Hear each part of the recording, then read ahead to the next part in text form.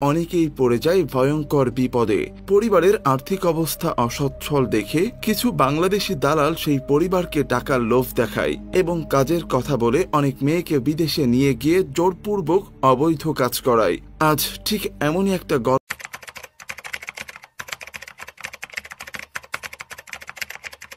মধ্যবিত্ত পরিবারের সন্তানেরা নিজেদের ভাগ্য পরিবর্তনের জন্য বিদেশে যেতে চায়, কিন্তু নিজ পরিবার আপনজন ছেড়ে একটু ভালো থাকার আশায় বিদেশে গিয়ে অনেকেই পড়ে যায় ভয়ঙ্কর বিপদে।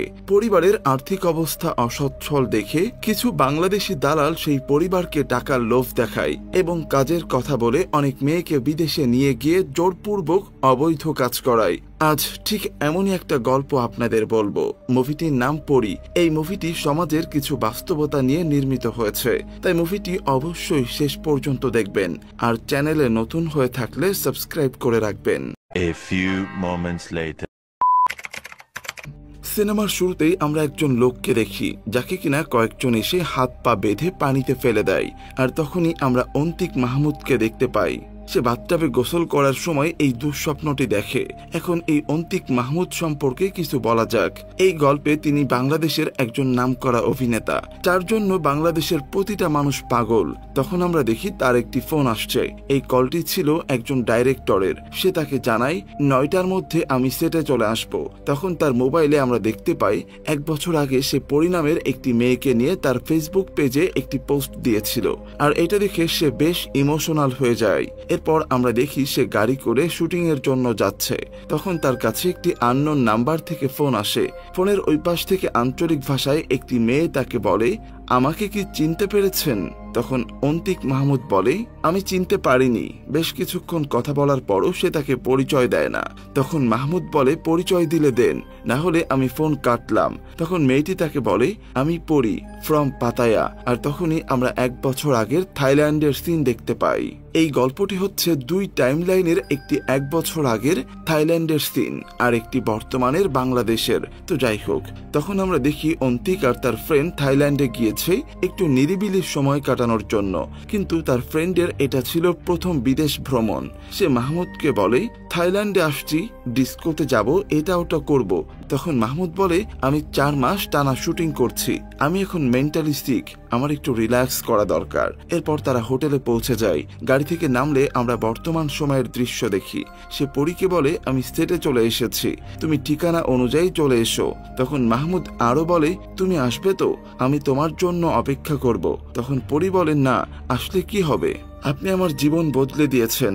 এরপর আমরা আবার থাইল্যান্ডের সিন দেখতে পাই। অন্তিক মাহমুদ বেশ ঠান্ডা একটা রিসোর্টে উঠেছে। তখন তার বন্ধু বলে, এটা নিয়ে আমাকে হোটেল, এর থেকে মোবাইলে আরো কত ভালো ভালো রিসোর্ট আছে, তারা কি দোষ করেছে? তখন মাহমুদ বলে, আমি এখানে সাইলেন্স অ্যান্ড পিচের জন্য এসেছি। আর তখনই আমরা দেখি জামান নামের একজন লোক এসে তাদেরকে ডিস্টার্ব করছে। সে আসলে মাহমুদ। এর মধ্যে আমরা একটা সুন্দরী মেয়ে দেখি, যার নাম পরী। পরী মাহমুদকে দেখে তার কাছে এসে বলে, আমি কিন্তু আপনারে চিনছি, আপনার সবগুলো নাটক আমি দেখেছি। তখন পরী তার কাছে একটা হেল্প চাই। সে বলে, আমি আপনাকে কিছু কথা বলতে চাই, আপনি যদি একটু হুইস্কি অর্ডার করেন তাহলে আমি কয়েকটা কথা বলার সুযোগ পাবো। তখন মাহমুদ তার এমন আচরণে রেগে যায় এবং সেখান থেকে বেরিয়ে আসে। সে বেরিয়ে আসায় তার পিছে পিছে তার বন্ধু বেরিয়ে আসে। তখন সে বলে, কিরে মাহমুদ, বাইরে বের হয়ে এলি কেন? এটা শুধুমাত্র ফান, জাস্ট মজা নে তুই। মাহমুদ বলে, এইসব ক্লাসলেস সস্তা মেয়েদের সাথে ফান হয় না। এই কথা শুনে তার বন্ধু রেগে যায়। সে বলে, তারা কি মানুষ না? তোরে নিয়ে আমি কত গর্ব করতাম, আমি ভাবতাম সুপারস্টার হলেও তুমি মানুষকে মানুষ ভাবো, কিন্তু আমি ভুল ছিলাম। তখন মাহমুদ আছেই। তখন তারা হোটেলে চলে যায়। এরপর আমরা পরী আর তার এক বান্ধবীকে দেখতে পাই, যারা একসাথে এই কাজ করে। পরী সেদিন খুব খুশি ছিল। সে তাকে বলে, বাবার কাছে আজকে খবর পাঠাইছি ওই লোকরে দিয়া। তখন তার বান্ধবী বলে, সে যে তোর বাবার খবর পাঠাবো এর কোনো গ্যারান্টি আছে? এর আগেও তো ওই জন্যই একজনরে দিয়া চেষ্টা করছিলি, পরে শেষে ম্যানেজারের কাছে বিচার দিয়া চলে গেছে। তখন পরী বলে, সে অন্য রকম। আগের লোক আমার সাথে শুতে চাইছিল, এর বিনিময়ে সে খবর দিবে বলেছিল, কিন্তু এই লোক আমার কাছে কিছুই চায়নি। আমার মন বলছে সে খবর দেবে। এরপর মাহমুদ জামান টাকা পাঠায়, সেগুলো ঠিকমতো পান তো? তখন তার বাবা বলে, টাকা তো আহে মা, কিন্তু তুই তো আহস না। এই সিনটা খুব ইমোশনাল ছিল। এরপর পরী তার বাবার সাথে কথা বলে ফোনটা রেখে দেয়। এতদিন পর তার বাবার সাথে সাথে কথা বলতে পেরে সে এতই খুশি ছিল যে অন্তিককে সে জড়িয়ে ধরে। তখন সে আজকের এই পরী হয়ে ওঠার গল্প জানতে চায়। তখন আমরা দেখি গ্রামের একজন লোক পরীকে বিদেশে নিয়ে যাওয়ার জন্য তার বাবার কাছে আসে। তার বাবাকে বুঝিয়ে সে পরী ভাবনা করে, পরীও সেদিকে তার কথাই ভাবে। এরপর আমরা দেখি অন্তিক এই ব্যাপারটা জামান চাচাকে জানায়। তার কাছে সে হেল্প চায়, কিন্তু সে একদম না করে দেয়। সে বলে এইসবের ভিতর জড়িও না, তুমি নিজে তো মরবেই, সাথে আমাকেও মারবে, তারা খুবই ডেঞ্জারাস, প্লিজ তুমি এইসব চিন্তা বাদ দাও। কিন্তু মাহমুদকে দেখে বোঝা যাচ্ছিল সে এটা করবেই। এরপর আমরা পরীকে দেখি সে তার পুরনো দিনের কথাগুলো ভাবছিল। গ্রামের সহজ সরল মেয়ে ছিল, সে স্কুলে পড়তো। একটি ছেলের সাথে তার অ্যাফিদের বন্ধু সেখানে এসে তাদেরকে জানায় সেই বাড়ির লোকজন তাদেরকে খুঁজতেছে। এটা শোনার সাথে সাথেই তারা দৌড়ে পালাতে থাকে। তাদের পিছু করতে থাকে দুজন লোক। অনেকক্ষণ পালানোর পর তাদের সামনে সেই লোক চলে আসে। এখন তো তারা ফেসে গেছে, তাদের কাছে কোনো অপশনই নাই। আর ঠিক তখনই জামান সাহেব একটি গাড়ি নিয়ে সেখানে চলে আসে।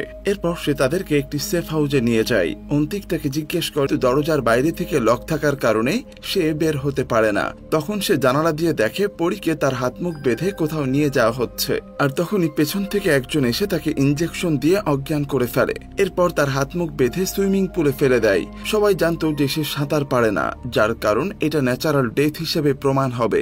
আর ওই দিনের পর আমরা বর্তমানের দৃশ্য দেখতে পাই। অন্তিক তার কাছে জানতে চাই সেদিনের পর তার সাথে আর কি হয়েছে। তখন আমরা পরীর মুখ থেকে সেদিনের কাহিনী শুনি। পরীকে একটি গাড়িতে নিয়ে তার হাত পা বাঁধা অবস্থায় রেখে দেয়। আর তখনই সেখানে সেই লোকটা আসে যে এই সিনেমায় তাদেরকে শুরু থেকে ফলো করছিল। সে নিজেও থাইল্যান্ডে এসেছে তার বোনকে খোঁজার জন্য। সেও তো তার বোনের মতোই, এর জন্য সে তাকে বাঁচায়। এর পরপরই বাংলাদেশ এম্বাসিতে যায়। পরী তাকে বলে, এম্বাসিতে যাওয়ার পর দেখি আমার গল্প তারা সবাই জানে। সেদিন নিজেকে প্রথম টিভিতে দেখেছিলাম। নিজেকে টিভিতে দেখে এত শরম পেয়েছি যা পতিতা হওয়ার পরও পাইনি। পরে তার কাছ থেকে জানতে পারি জামানকে পুলিশে ধরে ফেলেছে। পরী তাকে বলে, আপনি এক পরীকে বাঁচিয়ে অনেকগুলো মেয়ের জীবন বাঁচিয়ে দিয়েছেন। কখনো আর কোনো মেয়ে নার্সের চাকরি নিতে আইসা এই পরী হইব না। কিন্তু আপনি যদি জানতেন আপনি এই পরীর কত বড় ক্ষতি করছেন। তখন আমরা ফ্ল্যাশব্যাকের সিন দেখতে পাই। সেদিন তাকে যখন ধরে নিয়ে যাচ্ছিল তখন পরীকে নিয়ে অন্তিক ফেসবুকে একটি পোস্ট করেছিল। আর তখন তার বন্ধু এসে তাকে সুইমিং পুল থেকে বাঁচিয়েছিল। অন্তিকের এই পোস্টটা রীতিমতো ভাইরাল হয়ে গিয়েছিল। আর এর জন্যই এখন সারা বাংলাদেশ জুড়ে পরীর গল্প জানে। সেই শোকে আমার বাবা যখন মারা গেল আত্মীয় স্বজন কেউ বাকি নেই যে আমার গল্প জানে না।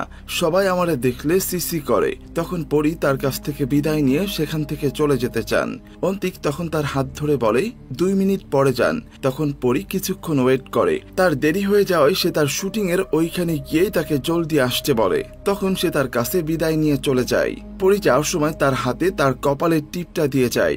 এটা দেখার পর তার কিছুটা সন্দেহ হয়। সে তখনই বাইরে বেরিয়ে এসে পরীকে খুঁজতে লাগে, কিন্তু কোথাও খুঁজে পায় না। আর এরপর আমরা দেখি পরী একটি রেল লাইনে গিয়ে আত্মহত্যা করে। তার আসলে বেঁচে থাকার কোনো আশা আকাঙ্ক্ষাও ছিল না।